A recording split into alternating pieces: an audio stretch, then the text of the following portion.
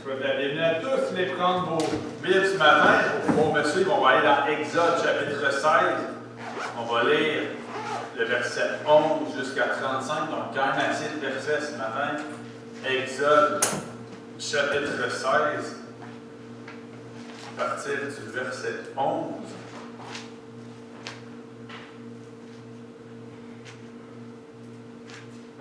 Exode chapitre 16, verset 11, ça nous dit: L'Éternel s'adressant à Moïse dit: J'ai entendu les murmures des enfants d'Israël. Dis-leur, entre les deux soirs, vous mangerez de la viande. Et au matin, vous vous rassasierez de pain. Et vous saurez que je suis l'Éternel votre Dieu. Le soir, il survint des cailles qui couvrirent le camp, et au matin, il y eut une couche de rosée autour du camp. Quand cette rosée fut dissipée, il y avait à la surface du désert quelque chose de menu, comme des grains. Quelque chose de menu comme la gelée blanche sur la terre. Les enfants d'Israël regardèrent et ils se dirent l'un à l'autre: Qu'est-ce que cela? Car ils ne savaient pas ce que c'était. Moïse leur dit: C'est le pain que l'Éternel vous donne pour nourriture. Voici ce que l'Éternel leur donnait: que chacun de vous en ramasse ce qu'il faut pour sa nourriture, un homère par tête, suivant le nombre de vos personnes. Chacun en prendra pour ceux qui sont dans sa tente. Les Israélites firent ainsi, ils en ramassèrent les uns plus, les autres moins. On mesurait ensuite avec l'homère celui qui avait ramassé plus n'avait rien de trop, et celui qui avait ramassé moins n'en manquait pas. Chacun ramassait ce qu'il fallait pour sa nourriture. Moïse leur dit que personne n'en laisse jusqu'au matin. Ils n'écoutèrent pas Moïse.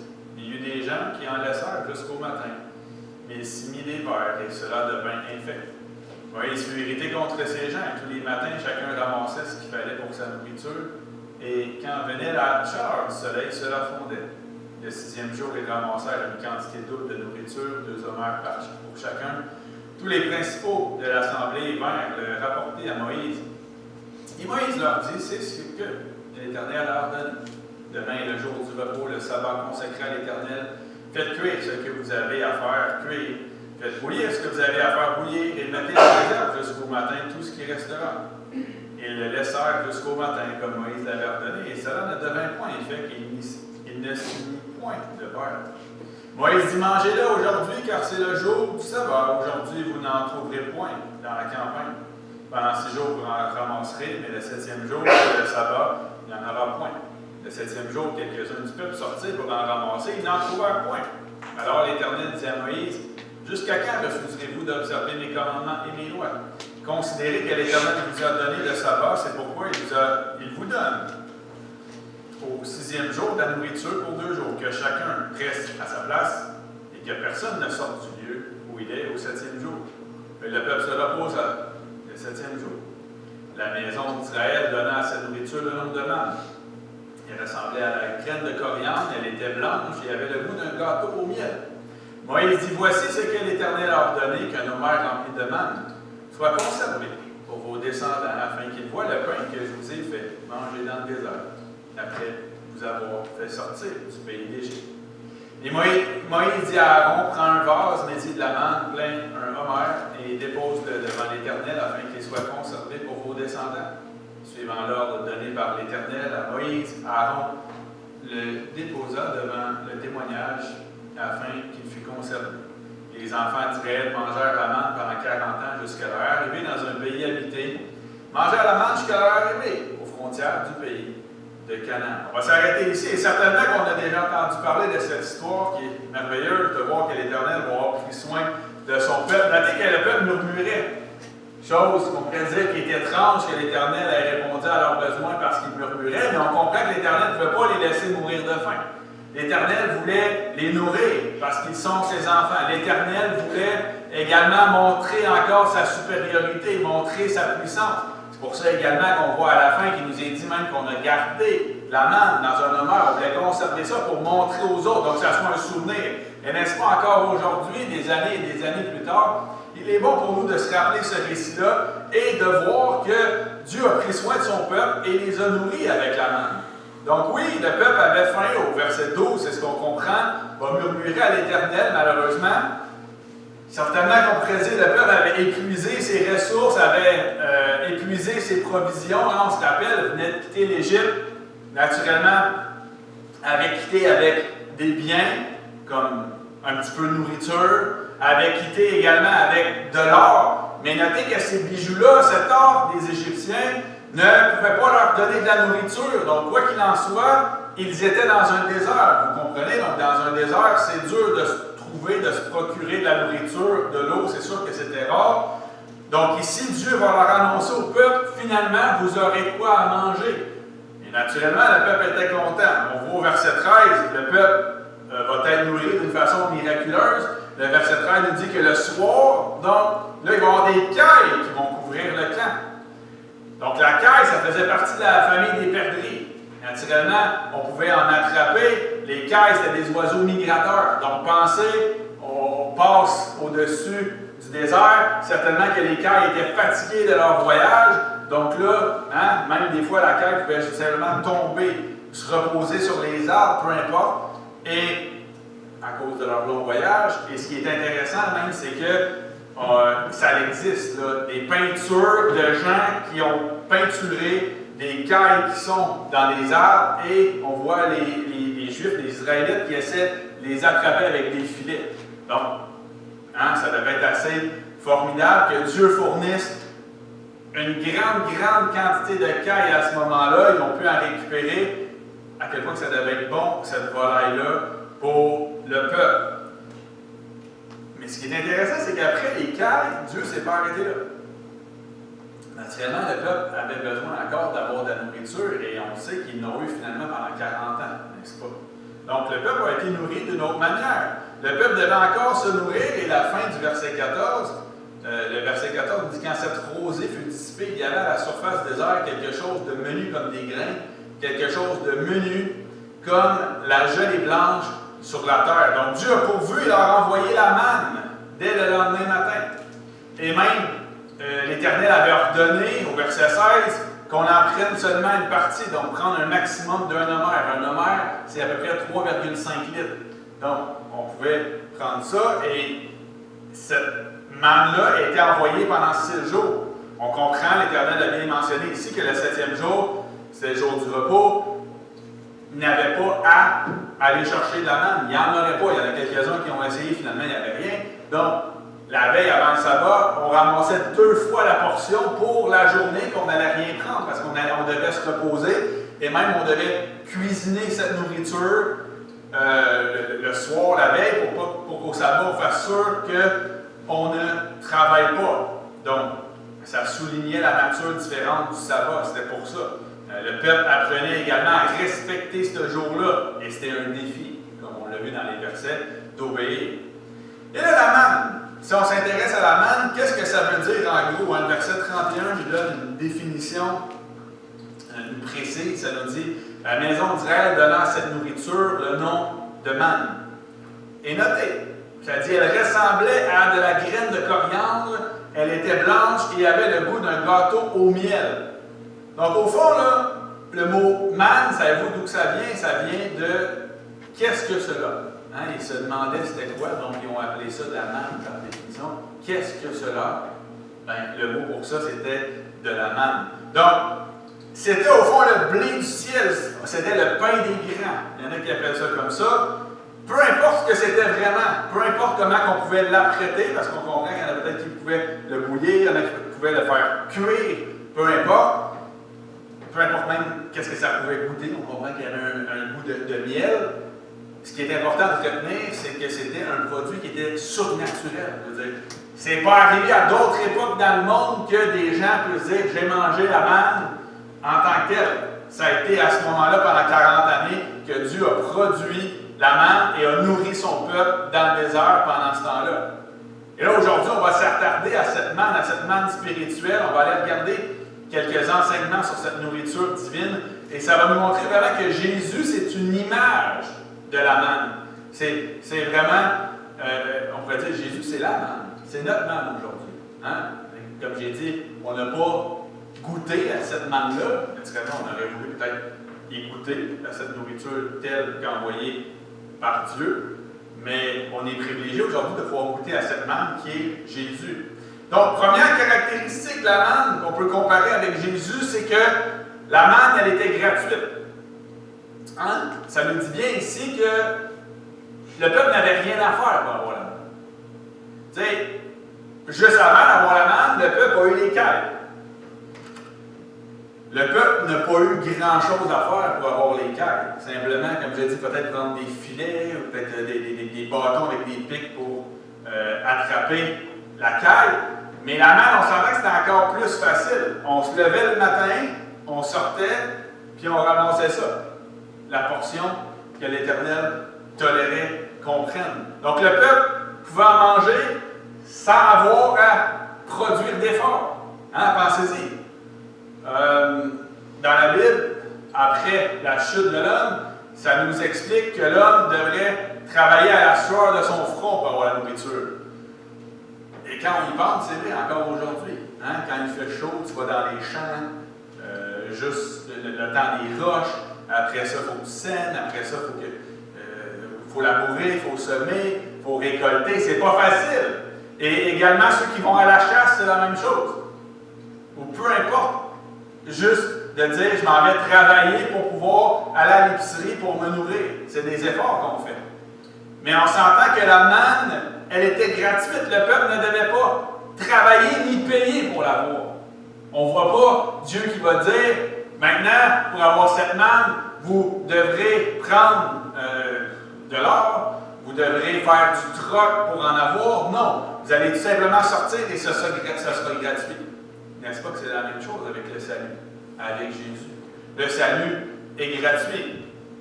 Et les Écritures nous disent dans Romains 6, verset 23, un verset qu'on connaît bien, Romains 6, 23, « Car le salaire du péché, c'est la mort, mais le don gratuit de Dieu, c'est la vie éternelle en Jésus-Christ notre Seigneur. » Donc, notez que le salut, il est gratuit. C'est un don. En anglais, c'est un gift, c'est un cadeau. C'est ce que Dieu donne à son peuple. Il nous a envoyé Jésus qui est notre manne, qui est la vie éternelle. Et naturellement, on obtient ça par grâce dans Romains 6. On est allé dans Romains 6, dans Éphésiens 2. Éphésiens 2, verset 8, nous dit « Car c'est par la grâce que vous êtes sauvés par le moyen de la foi, et cela ne vient pas de vous, c'est le don de Dieu. Ce n'est point par les œuvres, afin que personne ne se glorifie. » Donc, en d'autres mots, tu ne peux pas l'acheter, ton salut. Tu ne peux pas le gagner. Tu ne le mérites pas à cause de ce que tu fais. Donc, Dieu pourvoit un salut qui est totalement gratuit, qui nous est offert à tous. Ceux qui le veulent, c'est le don de Dieu, ça ne vient pas de vous. Vous ne pouvez pas produire quelque chose pour l'obtenir. Parce que sinon, on pourrait s'enorgueillir de ça. C'est pour éviter qu'on se glorifie, au fond. Donc oui, le salut s'obtient par grâce, ce qui veut dire que ça ne s'achète pas et ça ne se mérite pas par nos bonnes œuvres. Le salut s'obtient par le moyen de la foi, en croyant, en acceptant Jésus comme notre Seigneur et notre Sauveur. C'est vraiment le cadeau divin comme la manne. Pas besoin de travailler, pas besoin de payer, pas besoin de rien faire. Le peuple était nourri à tous les matins. Ça revenait.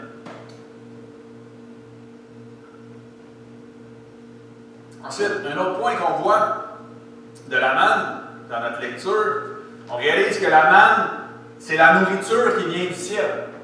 Donc, non seulement cette nourriture elle était gratuite, non seulement cette nourriture elle était au sol, elle était simple à prendre, mais au fond, ici, dans notre texte, ça nous dit clairement que la nourriture venait du ciel. Hein? Au verset 15, on a lu, ça nous dit, à la deuxième partie du verset 15, « Car ils ne savaient pas ce que c'était. » Moïse leur dit, notez, « C'est le pain que l'Éternel vous donne pour nourriture. » Donc, l'Éternel faisait descendre, faisait donner de sa part, ça venait du ciel, cette manne. Et les Écritures nous disent dans Jean 3, verset 13, juste pour qu'on comprenne encore une fois que c'est Jésus, c'est la manne. Jésus, il disait, « Personne n'est monté au ciel, si ce n'est celui qui est descendu du ciel, le Fils de l'homme qui est dans le ciel. » Donc Jésus est le seul qui est descendu. Jésus a quitté son royaume pour venir ici. Il l'a fait par amour. Et ce qui est merveilleux là-dedans, c'est que cette nourriture ne venait pas des hommes. Hein? Il disait, qu'est-ce que c'est? Ça vient d'où? Mais c'est la même chose. Le salut, ça ne vient pas des hommes.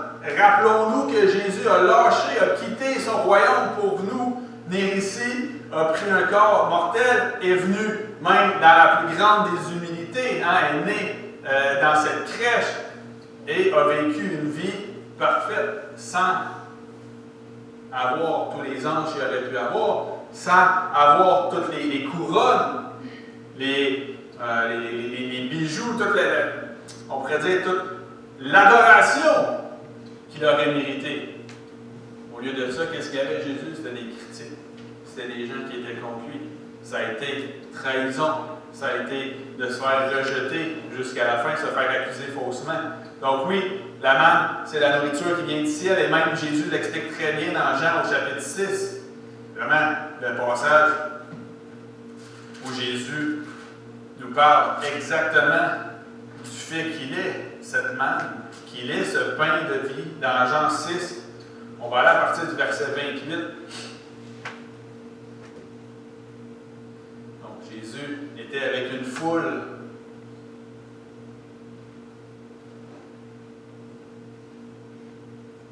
Et là, ça discute, Rabbi, et là Jésus va leur répondre. Et là, notez, ils vont continuer au verset 28 et lui dire, dans Jean 6, que devons-nous faire pour faire les œuvres de Dieu? Jésus a répondu, l'œuvre de Dieu, c'est que vous croyez en celui qui l'a envoyé. Quel miracle fais-tu donc, lui dirent-ils, afin que nous le voyions et que nous croyions en toi, que fais-tu? Et là, regardez bien, ils vont dire au verset 31, nos pères ont mangé la manne dans le désert, selon ce qui est écrit, il leur donna le pain du ciel à manger. Donc, le pain du ciel, vous voyez bien. Et là, verset 32, Jésus leur dit, en vérité, je vous le dis, Moïse ne vous a pas donné le pain du ciel, mais mon Père vous donne le vrai pain du ciel. C'est comme, cette manne, c'était une image des choses à venir. Là, devant vous, aujourd'hui, vous avez l'opportunité de voir la vraie manne. Vous voulez voir cette manne que Moïse et le peuple ont eu, que Dieu a donnée. Mais je vous dis que je suis cette manne. C'est ce que Jésus est en train de leur dire. Il leur dit, car le pain de Dieu, c'est celui qui descend du ciel et qui donne la vie au monde. Et lui dit, au verset 34, Seigneur, donne-nous toujours ce pain. Jésus leur dit, regardez, ça ne peut pas être plus clair que ça. Je suis le pain de vie. Je suis le pain de vie. Celui qui vient à moi n'aura jamais faim. Et celui qui croit en moi n'aura jamais soif. Mais je vous l'ai dit, vous m'avez vu et vous ne croyez point. Tous ceux que le Père me donne viendront à moi et je ne mettrai pas dehors celui qui vient à moi, car je suis descendu du ciel pour faire, non ma volonté, mais la volonté de celui qui m'a envoyé. Or, la volonté de celui qui m'a envoyé, c'est que je ne perde rien de tout ce qu'il m'a donné, mais que je le ressuscite au dernier jour. La volonté de mon Père, c'est que quiconque voit le Fils et croit en lui ait la vie éternelle, et je le ressusciterai au dernier jour. Donc oui, Jésus est cette manne qui vient du ciel. Ici, il le dit clairement, je suis le pain, ça ne peut pas être plus clair. Je suis descendu du ciel. N'est-ce pas que c'est merveilleux? Quelle belle image. Troisième enseignement que nous donne également la manne, assez intéressant, c'est que Dieu n'a pas forcé, obligé les gens à prendre la manne. C'était la nourriture qu'ils devaient prendre pour leur bien-être. Aujourd'hui, le salut est accessible à tous. Le mot quiconque est très important. On sait bien, les Écritures nous montrent que Jésus est venu pour quiconque. Mais ici, comprenez-moi bien que les gens pouvaient toujours refuser de manger ça. Ils pouvaient toujours refuser le matin d'aller chercher leur nourriture. Ils pouvaient toujours dire, ça ne me tente pas, j'en ai eu. Puis aujourd'hui, qu'est-ce qui se passe? Malheureusement, il y en a beaucoup qui refusent encore cette manne, qui refusent Jésus. C'est offert à tous. Et au fond, l'Éternel les testait un peu. Et même le verset 4, on n'a pas lu, mais dans l'Exode 16, au verset 4, ça nous disait, l'Éternel disait à Moïse, voici, je ferai pleuvoir pour vous du pain du haut des cieux. Le peuple sortira et en ramassera jour par jour la quantité nécessaire, notez, afin que je le mette à l'épreuve et que je vois s'il marchera ou non selon ma loi. N'est-ce pas que c'est comme ça encore aujourd'hui? Jésus est disponible, on peut le prendre pour notre bien, pour être notre bien pour le salut, oui, mais pour également notre bien à tous les jours. Hein? On a accès à cette parole-là qui est notre nourriture, qui est notre pain. Jésus, c'est le pain, c'est la parole. Mais il n'y a personne qui est forcé non plus de se lever le matin et de lire sa Bible. Naturellement que ça va paraître à un moment donné si tu ne prends pas ta nourriture spirituelle. Mais Dieu, il ne force pas personne à prendre la manne, comme il n'est pas forcé. Il nous met à l'épreuve.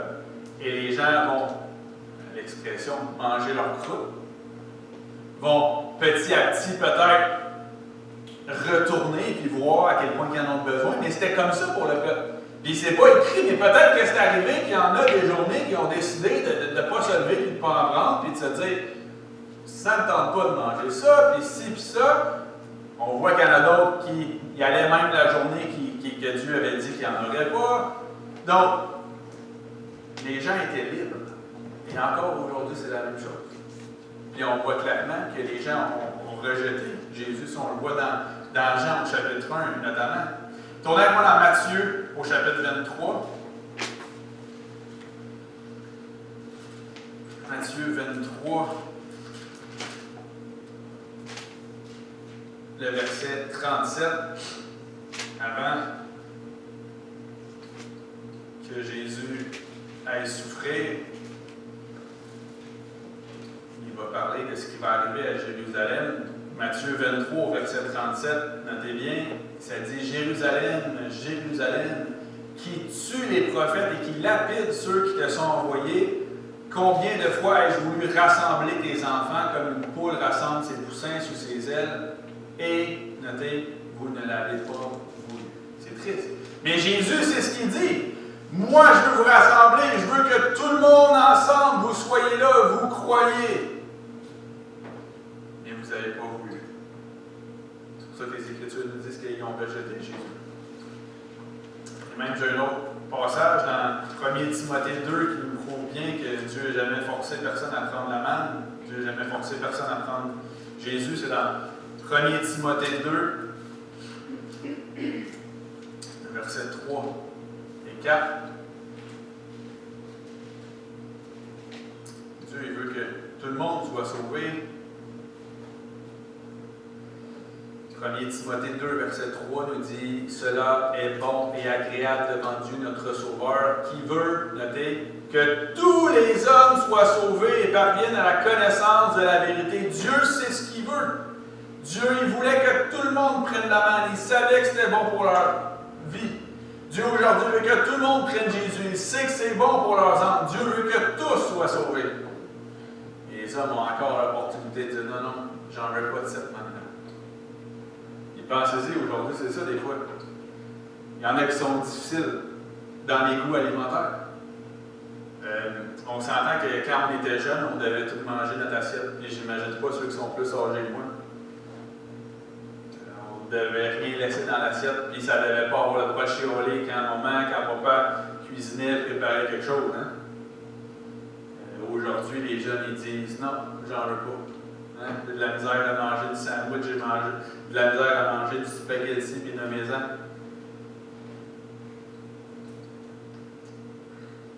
Même chose avec la langue. Les gens ils disent non, j'en veux pas de Jésus. Ben, c'est leur choix. C'est le pire choix qu'ils peuvent choisir, mais c'est leur choix. Et dernier point ce matin sur la manne et Jésus, ce qui est merveilleux de la manne, c'est que ça les a amenés à la terre promise. La manne a conduit le peuple à la terre promise et Jésus nous amène à cette terre promise qui est la vie éternelle. Regardez bien dans Exode 16 au verset 35. C'est le dernier verset qu'on avait lu dans Exode 16, tantôt, ça nous disait « Les enfants d'Israël mangèrent la manne pendant 40 ans, jusqu'à leur arrivée dans un pays habité. Ils mangèrent la manne jusqu'à leur arrivée aux frontières du pays de Canaan. » C'est beau, hein? Mais regardez bien, je reformule à l'instant le verset pour vous. Les enfants de l'Église de la Charité mangèrent la manne, ce Jésus, pendant 90 ans, peu importe. 100 ans, le nombre d'années qu'on va vivre, ils mangèrent la manne, mangèrent Jésus jusqu'à leur arrivée au ciel. C'est beau, hein? Quelle belle image. Ils mangèrent la manne jusqu'à leur arrivée au ciel. 40 ans. Et aujourd'hui, on pourrait dire combien de temps que j'en mangerai de cette manne-là. Et la bonne réponse serait le temps nécessaire. Pourquoi? Parce que j'en ai besoin. Je n'ai pas besoin d'autre chose. Il n'y a pas d'autre chose qui va m'être aussi bon que la manne. Il n'y a rien qui pourrait remplacer ça. Puis pensez-y, aujourd'hui, des fois, là, on va regarder soit à la télévision ou dans les revues, là, il va y avoir le guide alimentaire. Puis là, il faut que tu manges tant de portions de fruits, tant de portions de légumes, ci, ça. L'Éternel envoyait la manne. La manne était nécessaire. Et non seulement elle était nécessaire, elle était complète, elle était assez. C'est incroyable. Et Dieu, c'est comme ça. Avec Jésus, c'est complet, c'est assez. On n'a pas besoin de se casser la tête. On n'a pas besoin de 2000, 3000, 4000 autres affaires. On n'a pas besoin de rajouter du sel, du poivre. J'en ai, là. N'importe quoi qu'on rajouterait, ça serait du diable. La Bible, elle est complète comme elle est parfaite, elle est bonne pour nous. Et c'est notre nourriture qui va nous amener au ciel. Et c'est par Jésus qu'on peut aller au ciel. Les Écritures sont claires dans Jean 14, verset 6. Jésus dit « Je suis le chemin, la vérité et la vie. Nul ne vient au Père que par moi. » Tu veux être sauvé, tu vas arriver à la terre promise, tu veux te rendre au Père, tu veux te rendre à Dieu, tu veux être réconcilié avec le Père. La seule façon, c'est par Jésus. Jésus, c'est le chemin. Jésus, c'est la manne.